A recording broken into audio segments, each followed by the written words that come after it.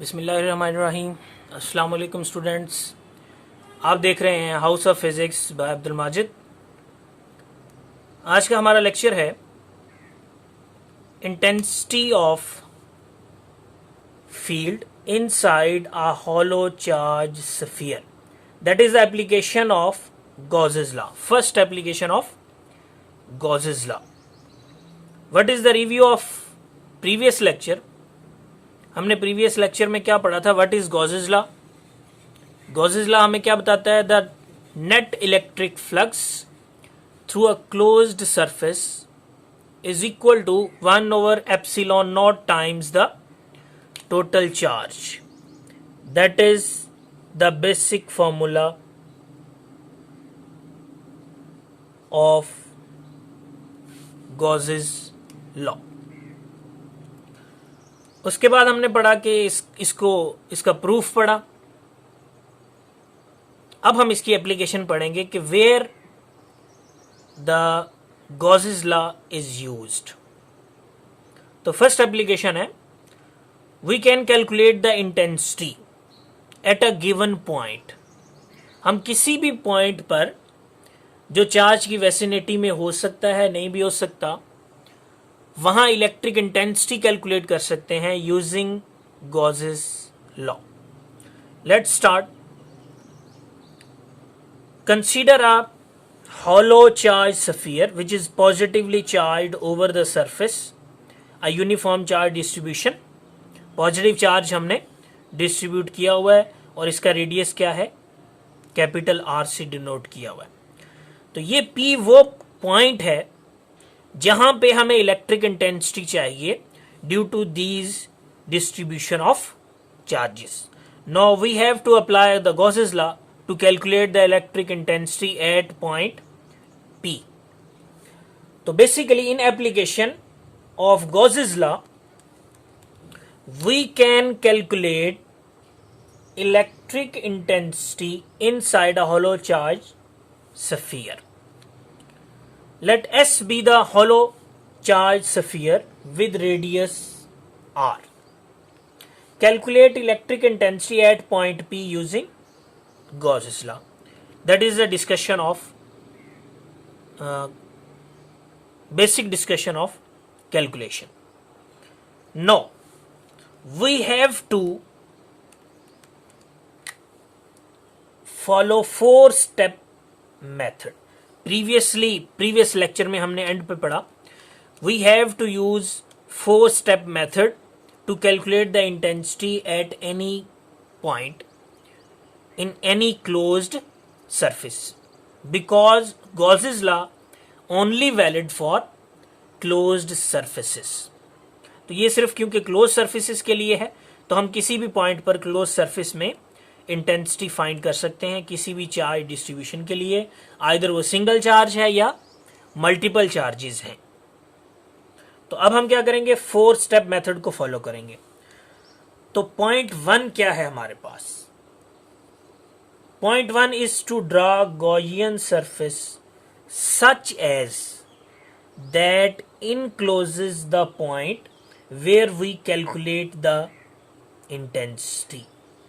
हमने Gauss's law में एक ऐसी इमेजिनरी Gaussian surface की डेफिनेशन पढ़ी, that is the imaginary surface that encloses the point where we have to calculate the intensity. तो basically अगर हम यहाँ पे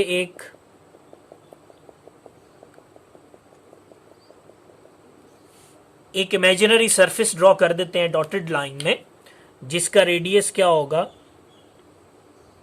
are prime. That is known as Gaussian surface. हमने इस तरह ड्रॉ की है कि इसने इस पी पॉइंट को इनक्लोज कर लिया है. ठीक है. तो नेक्स्ट हमारे पास कौन सा पॉइंट है? Point number 2, charge. Calculate the charge enclosed by the Gaussian surface. आपने जो चार्ज है वो भी फाइंड करना है जो उस गॉसियन सरफेस के अंदर आ रहा है। अब यहाँ पे एक क्वेश्चन आता है कि क्या हम ये गॉसियन सरफेस आउटसाइड भी ड्रॉ कर सकते हैं, क्योंकि उस वक्त भी तो ये P पॉइंट इनक्लोज हो रहा होगा। Yes, we can draw the Gaussian surface outside the sphere that encloses the whole sphere, but result will be same. Result क्या होगा? सेम होगा। उसको हम आगे प्रूव भी करेंगे कि how it is same. Either we can draw a Gaussian surface inside the sphere और outside the sphere. Now, point number 3 is calculate flux through the surface. Flux क्या है?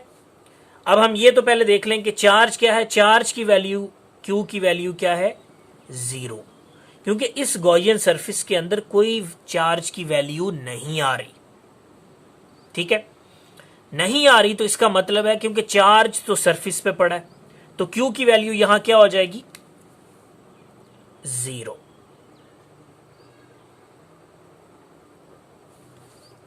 तो नंबर 2 पॉइंट पर Q की value 0 हो गई। Number 3 पे flux through the surface. अब फ्लक्स की वैल्यू क्या है? हमें पता है बेसिक फॉर्मूला क्या है, phi equals to E dot A, that is the basic formula. क्योंकि यही फॉलो होगा इसीलिए हम इसी को अप्लाई करेंगे। Number 4 point is apply Gauss's law. Gauss's law की स्टेटमेंट हमने क्या पढ़ी? Net flux equals to 1 over epsilon naught times the total charge. That is equation number 1. Equation number 2. Both equation show the formula for electric flux. ये दोनों electric flux के formulas हैं। तो अब हम क्या कर सकते हैं? We can calculate electric intensity at point P using equation 1 and 2। Compare करें इक्वेशन 1 and 2 को कंपेयर करेंगे तो क्योंकि लेफ्ट हैंड साइड्स इक्वल है, then right hand sides are also equal. Right hand sides में E dot A must be equal to Q over epsilon naught. We know that Q is equal to 0। Q की value 0 put कर दी तो ये क्या हो जाएगा? E dot A equal to 0।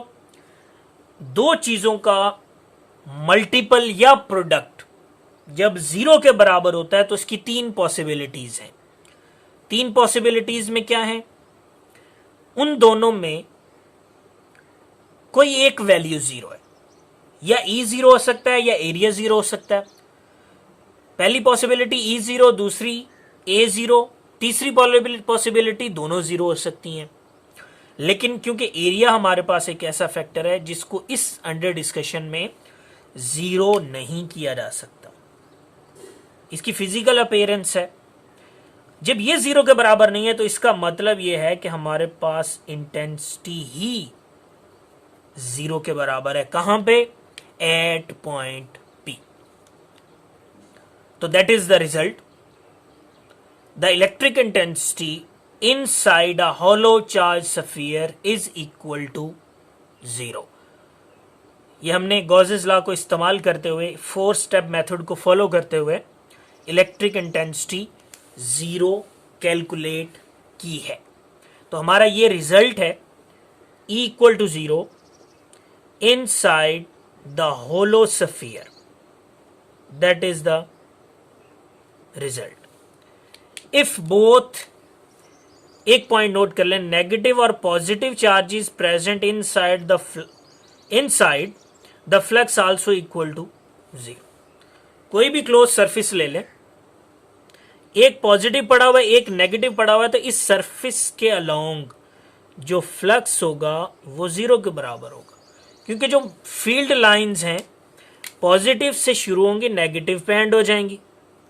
तो हमारा फ्लक्स क्या? 0 रहेगा। नेट फ्लक्स आप क्या कहेंगे? That is equal to 0। ठीक है, अब इसके आगे क्या है? ये जो हम इसको कैसे मैं कह रहा था हम प्रूफ करेंगे कि गॉसियन सरफेस चाहे आउटसाइड हो चाहे इनसाइड हो, P पॉइंट पर इंटेंसिटी ज़ीरो हो सकती है, बल्कि है। फिजिकली कैसे देखें, हमने यहाँ एक डायग्राम बनाई हुई है, ये वही सफ़ियर है, इसको हमने छोटा करके बना दिया, इधर भी पॉजिटिव चार्ज है, इधर भी, इधर भी और इधर भी, और ये हमारे पास दरमियान में क्या है, पॉइंट है। अभी हम इस पॉइंट को क्या कर देते हैं, इरेज कर देते हैं। इरेज करने के बाद हम कुछ फील्ड लाइंस ड्रॉ करते हैं, जिससे पता चलेगा कि पी पॉइंट पर क्या रिजल्ट आता है। We know that field lines of positive charges, adjacent positive charges repel each other. ये एडजेसेंट है, ये एक दूसरे को रिपेल करेंगे, इसकी फील्ड लाइन रिपेल हो जाएगी इधर, चाहे इससे हो या इससे हो। इसकी फील्ड लाइन इससे रिपेल होके ये इधर आ जाएगी, इसकी फील्ड लाइन यहां से इधर, इसकी फील्ड लाइन भी इधर, ये सारी फील्ड लाइंस क्या हो जाएंगी, रिपेल हो जाएंगी। तो पी पर कोई फील्ड लाइन नहीं पहुंच रही होगी। जब फील्ड ही नहीं होगा तो इंटेंसिटी भी नहीं होगी। सो फिजिकली अगर हम इसको देखें, there is no field line passing through point P, so electric intensity at point P must be equal to 0. That is the physical explanation how electric intensity at point P become 0. Hopefully आपने इस concept को understand कर लिया होगा।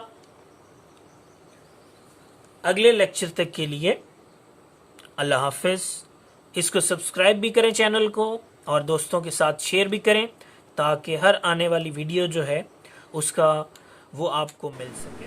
अब हम एक simulation पढ़ेंगे एप्लीकेशंस ऑफ गॉसेस लॉ में, जिसमें फर्स्ट एप्लीकेशन है कि एक हमारे पास कंडक्टर है, उसमें गॉसेस लॉ को इस्तेमाल करते हुए हम इनसाइड द कंडक्टर भी चार्ज की वैल्यू फाइंड कर सकते हैं, आउटसाइड द कंडक्टर भी चार्ज की वैल्यू फाइंड कर सकते हैं, और दो कंडक्टर्स के दरमियान में भी चार्ज और इलेक्ट्रिक फील्ड की वैल्यू फाइंड की जा सकती है। तो सबसे पहले गॉसेस लॉ के अकॉर्डिंग हमें सबसे पहले चार्ज को देखना होता है, चार्ज मेजर करना होता है। We have to measure the magnitude of charge, then we have to consider the Gaussian surface around that particular charge. अब इस चार्ज के गिर्द अगर हम एक गॉसियन सरफेस ड्रॉ करें तो उसके बाद नेट फ्लक्स जो है इस गॉसियन सरफेस से वो फाइंड करेंगे कि ये जो गॉसियन सरफेस के अंदर चार्ज पड़ा हुआ है इसके साथ कितना फ्लक्स होगा। अब हम एक कंडक्टर कंसीडर करते हैं, एक न्यूट्रल कंडक्टर, उस पे हम एक चार्ज डिपॉजिट करते हैं सेंटर में और गॉसियन सरफेस ड्रॉ करते हैं। हमें पता है कि क्योंकि चार्जेस सिमिलर हैं, these charges repel each other and the charge will move at the surface. ये जो चार्ज है रिपल्शन की वजह से सरफेस पे आ जाएगा। So there is no net charge inside the Gaussian surface. If we apply the formula of Gauss's law, we know that Q equal to 0. Gaussian surface के अंदर कोई चार्ज नहीं पड़ा हुआ, इसका मतलब फ्लक्स E डॉट A होता है, दैट इज़ इक्वल टू 0. 0 इस साइड पे क्यों आया, क्योंकि Q की वैल्यू 0। इसका मतलब है कि E डॉट A में से कोई वैल्यू 0 हो सकती है, तो E की वैल्यू 0 होगी। क्यों? Gaussian surface के अंदर कोई मैग्नीट्यूड ऑफ चार्ज नहीं है, सारा का सारा चार्ज कहाँ चला जाएगा, सरफेस पे चला जाएगा। ठीक है, तो जिसकी वजह से electric intensity in a charge conductor is 0 because there is no charge inside the conductor. Now we have to consider a hollow conductor. अब हम एक हॉलो कंडक्टर कंसीडर करते हैं। If we charge the conductor as negative charge, so due to repulsion charge move towards the external surface, external surface पे चला जाएगा, अपने आप को मेंटेन करेगा फोर्सेस की वजह से। ठीक है, अब हम एक अगर इंटरनली गॉसियन सरफेस ड्रॉ करें तो हमारे पास क्या रिज़ल्ट होंगे, क्या फ्लक्स होगा, क्या इलेक्ट्रिक इंटेंसिटी होगी, वो हम कंसीडर करते हैं।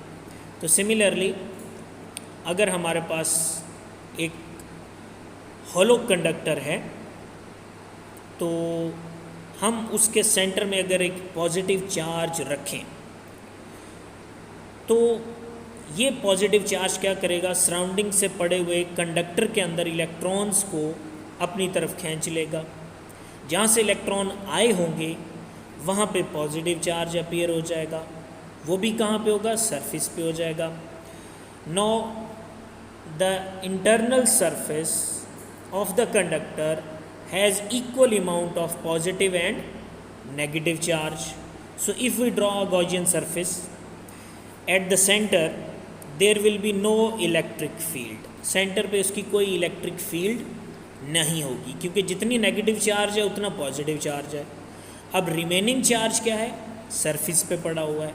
ठीक है, तो इसके लिए हम बता सकते हैं कि how can we calculate the excess of charge for hollow charge conductor। अगले लेक्चर तक के लिए अल्लाह।